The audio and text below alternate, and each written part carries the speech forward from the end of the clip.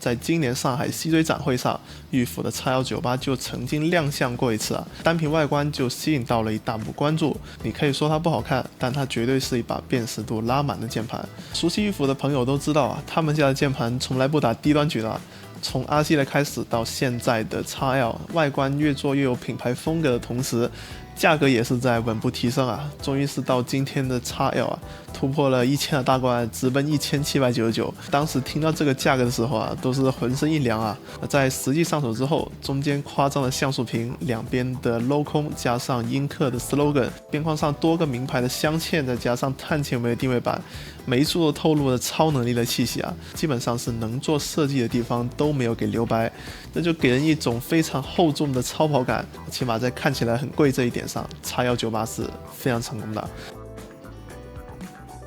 X198依旧是继承了玉府非常喜欢在右上角搞设计的风格，铝壳全包加上中间的镂空啊，两侧边框上的 slogan 看起来非常复杂实际上就是玉府的英文名，复制粘贴了4份，可以看出来玉府真的是非常喜欢自家的 logo 啊。背部也是做了这一个名牌的配重，中间还是有一块玉府的 logo。键盘在右上角是电源的切换开关，还有模式切换按键，包括音量滚轮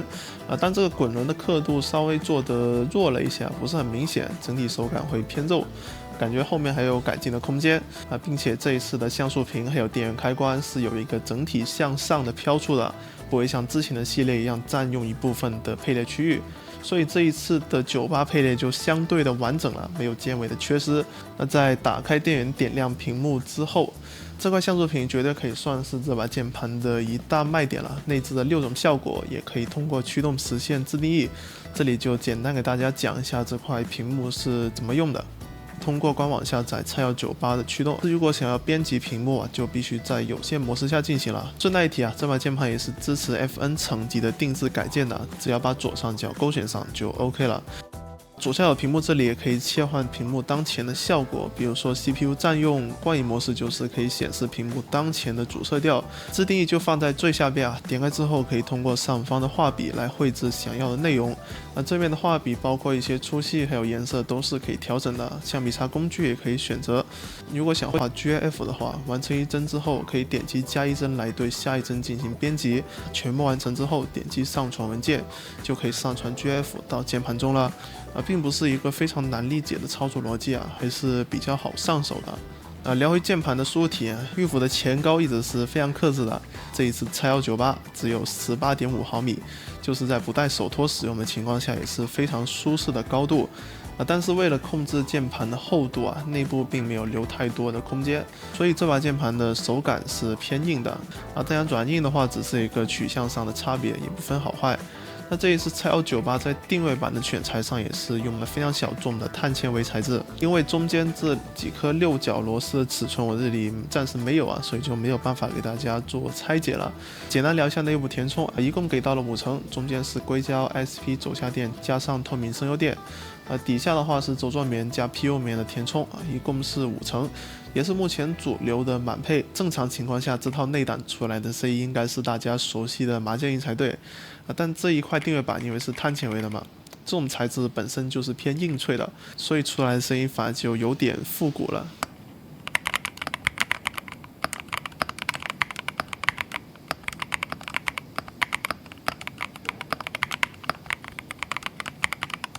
轴体方面是 TDC 的巨人之星轴这个轴之前已经在 L 系列上出现过了，也是 TDC 的一个高端秀级优的产品。半球轴心触底加上非常狠的预压弹簧，带来了极强的跟手感。那对比之前的升级点就是增加了一个导光柱，在灯光上的提升还是非常明显的。配合这一套定制的3面透光键帽，光线会通过键帽透明的部分来反射到前方的实色键帽上，整体的灯光效果是非常梦幻的。最后再来聊一下续航，内置了8000毫安时的电池，这个没什么问题怎么看都不算小了。对于这样一把键盘来说，又是屏幕又是高亮灯光的，这个2万毫安时我觉得都不太够用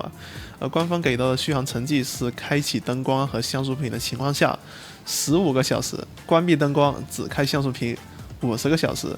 两者都关的话200个小时。这个续航虽然说不算很差，但搭配8000毫安时的电池，我感觉就稍微有那么一点点夸张了，纯粹的电老虎啊！看来这把键盘不单指外观非常超跑，连耗电都非常超跑。这样一圈看下来，这把键盘绝对是玉府为了冲高端推出的巅峰之作，并没有找出什么太明显让我觉得不能接受的地方。除了右上角这里这个音量滚轮手感稍微肉了一点之外，对于整体的铝材氧化处理或者是键盘手感上的调教，我都能给到一个相当高的评价。从外观的 ID 层面上来讲，它已经超越了很多千元级的客制化键盘了。但1799这个售价也注定它只是为一小部分有钱哥们准备的玩具并不是一个符合大众选购的产品啊。最后还是要提醒大家理性消费不要花超过自己预算的钱如果觉得对你有帮助的话，也欢迎点个赞点个关注。我们下期视频再见，拜拜。